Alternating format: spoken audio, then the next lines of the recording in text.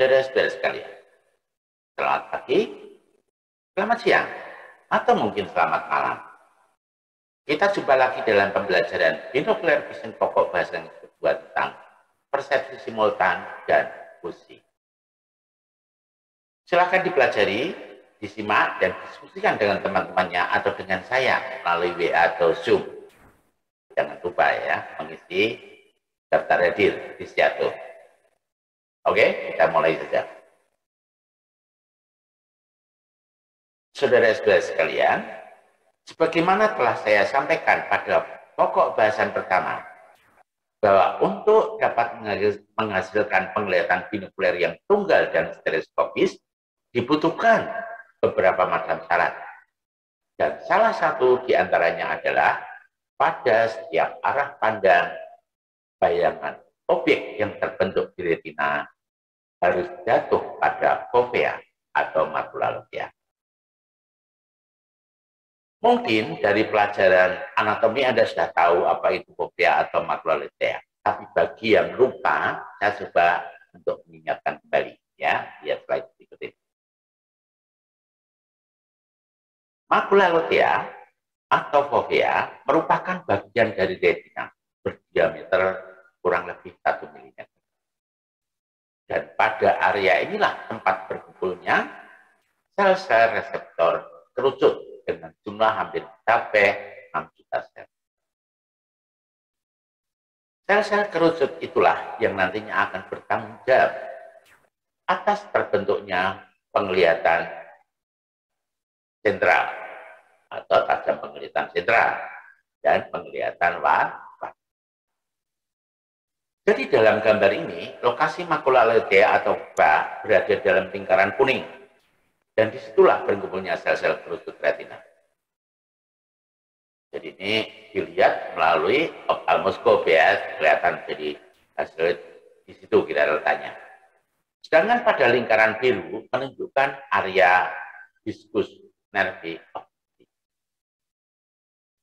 Karena di situ tidak terdapat sel-sel reseptor retina, banyak orang menyebutkan sebagai bintik buta atau blind spot. Di samping sel-sel kerucut, di retina juga terdapat sel-sel batang. Jadi sel-sel batang ini tersebar pada seluruh permukaan retina, kecuali di makula lutea atau fovea, atau juga kecuali di diskus nerve optici. Sel-sel batang itulah yang nantinya akan bertanggung jawab terbentuknya lapang pandang atau visual field dan juga penyesuaian mata terhadap intensitas cahaya yang rendah atau remang-remang, ya, atau orang sebut sebagai dark adaptation. Saudara-saudara sekalian, perhatikan gambar di samping ini ya. Selanjutnya, sel-sel reseptor retina yang ada di masing-masing fovea terbagi menjadi 3 area. Area A adalah fovea lateral mata kiri. Area B adalah fovea sentral mata kiri. Area C adalah fovea medial mata kiri. Sekarang yang kanan. Yang kanan itu ada area A aksen. A aksen itu adalah area fovea lateral mata kanan. Ya, lateral itu berarti dekat hidung. Ya. Kemudian B aksen adalah area fovea sentral mata kanan. Dan yang C aksen adalah area fovea medial mata kanan. Area fovea pada mata kanan dan kiri yang memiliki arah pandang yang sama akan saling berkorespondensi, di mana A berkorespondensi dengan A aksen, B berkorespondensi dengan B aksen, dan C berkorespondensi dengan C aksen. Artinya, saraf-saraf yang ada di area fovea A dan B ini mempunyai korelasi. Jadi dia dialirkan ke korteks, nanti sarafnya mengumpul di visual korteks kanan, korteks kiri, ya, jadi sarafnya berhubungan. Jadi, Bila cahaya dari objek yang dilihat jatuh di masing-masing fovea pada area A dan A aksen, atau B dan B aksen, atau C dan C aksen, maka objek yang dilihat tidak akan nampak ganda atau diplopi atau double ya. Saudara-saudara sekalian, korespondensi retina merupakan salah satu elemen penting dalam proses terbentuknya penglihatan binuklear. Karena penglihatan binuklear normal hanya mungkin terjadi bila bayangan objek yang dilayarkan di masing-masing fovea jatuh pada titik korespondensi yang sama. Jadi, bila cahaya dari objek yang dilihat jatuh di masing-masing fovea pada area A dan aksen, atau B dan B aksen, atau C dan C aksen, maka objek yang dilihat tidak akan nampak ganda. Tetapi bila cahaya dari objek yang dilihat jatuh di masing-masing fovea yang tidak korespondensi, maka benda akan nampak ganda.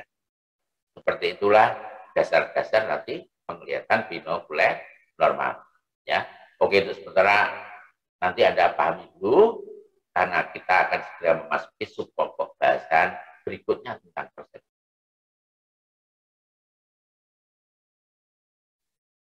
Ketika cahaya yang berasal dari objek memasuki bola mata dan dibiaskan oleh media refraktor pada fovea, maka pada masing-masing fovea akan terbentuk satu bayangan objek yang posisinya terbalik terhadap.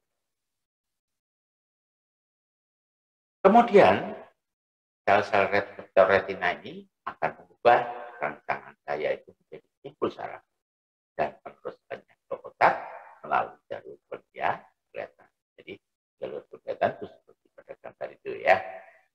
Jadi melalui fokus, menjelang chiasma opticum, dan kemudian dia akan sampai di visual korteks kanan dan kiri. Jadi dalam keadaan normal, impuls saraf yang berasal dari kedua mata, sebagian akan sampai pada visual korteks sebelah kanan, dan sebagian akan sampai di visual korteks sebelah kiri. Dan masing-masing membentuk satu sensasi penglihatan. Kemampuan otak untuk menerima dua rangsangan cahaya itu secara setempat disebut sebagai persepsi simultan. Perhatikan, jadi dia satu di korteks ya, dua-duanya ya serah-serah. Di dalam keadaan normal, karena yang normal bisa saja yang sensasi penglihatan itu muncul hanya di korteks kanan aja atau di kiri saja. Tapi nanti kita bahas pada pembelajaran berikut ya. Yang perlu pahami ini yang normal-normal dulu, penglihatan binuklear normal. Oke, kita lanjutkan lagi. Sekarang kita masuk ke sensori fusi. Apa itu sensori fusi?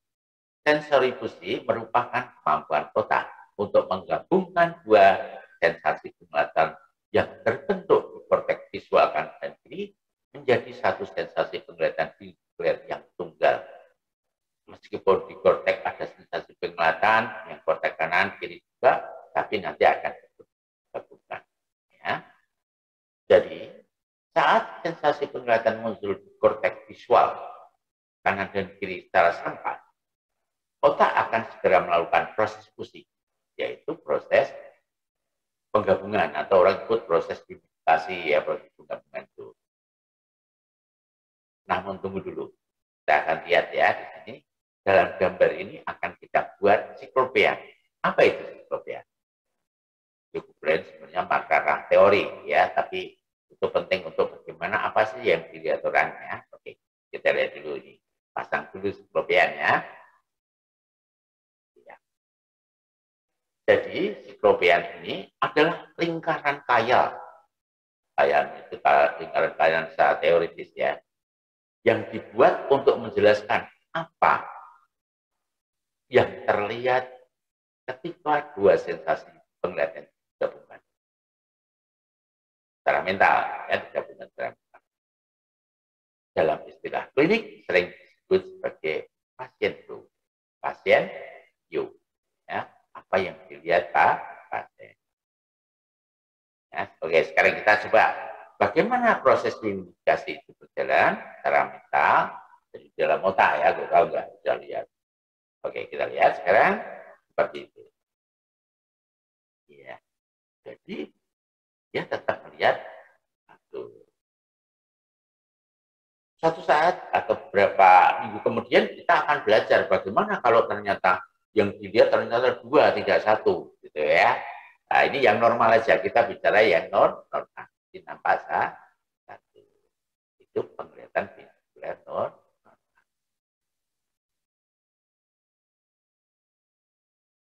Terus kalian dalam contoh tadi seseorang sedang melihat satu objek dan bayangan objek yang terbentuk di retina sama dan identik. Begitu pula saat terjadi persepsi modal. Sensasi penglihatan yang muncul di korteks visual kanan dan kiri juga sama dan identik.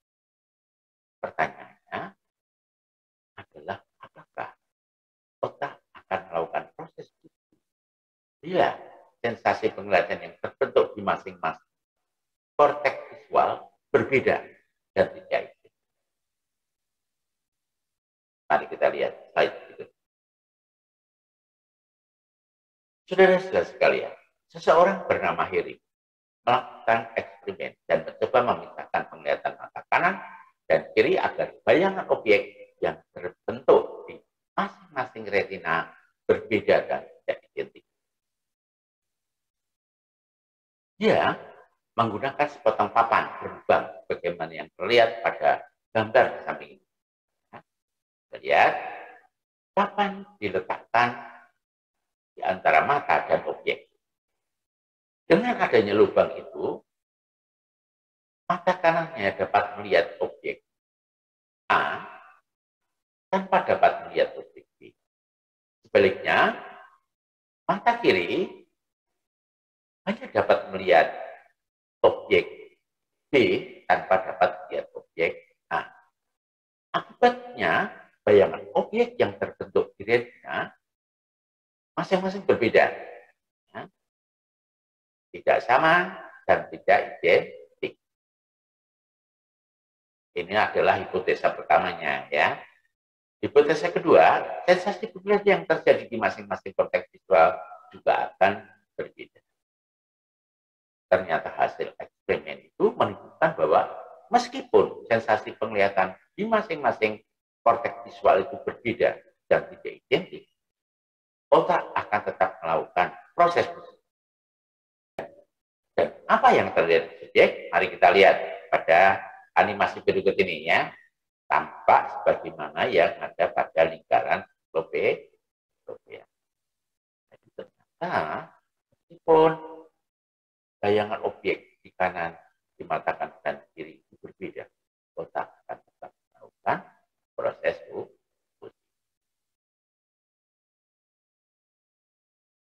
Saudara-saudara sekalian, berdasarkan hasil eksperimen Hearing, kemudian banyak orang mencoba untuk membuat alat untuk memisahkan penglihatan mata kanan dan kiri. Dan alat itu disebut sebagai stereoskop. Nah, gambar di bawah ini, gambar di bawah itu merupakan stereoskop sederhana yang terbuat dari papan. Subjek diminta untuk menempatkan masing-masing matanya pada lubang yang disediakan.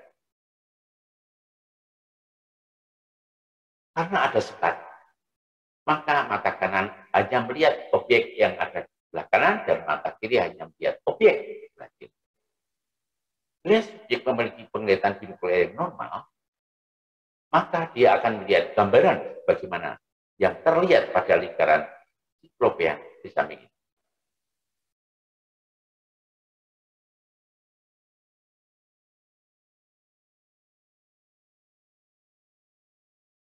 Ya, seperti itu gambarnya. Jadi itu satu keluarga sedang main apa? Kalau dulu slide dulu apa ya? Seperti itu kira-kira. Oke, slide berikutnya. Jadi saudara sekalian, kita juga memiliki stereoskop buatan pabrik, sebagaimana yang terlihat pada gambar di bawah ini. Ya. Subjek diminta untuk menempatkan masing-masing matanya pada lubang yang disediakan. Pada lubang itu terdapat lensa plus dan juga tuas untuk mengatur jarak kedua lensa. Fungsinya untuk menyatukan atau memisahkan sensasi penglihatan bentuk secara mental di otak. Dalam hal ini, subjek diminta untuk menggerakkan kedua lensa menjauh atau mendekat sampai kedua gambar objek yang berbeda itu seakan-akan menyatu sebagaimana terlihat pada lingkaran European ini. Dan ininya kita lihat dulu European.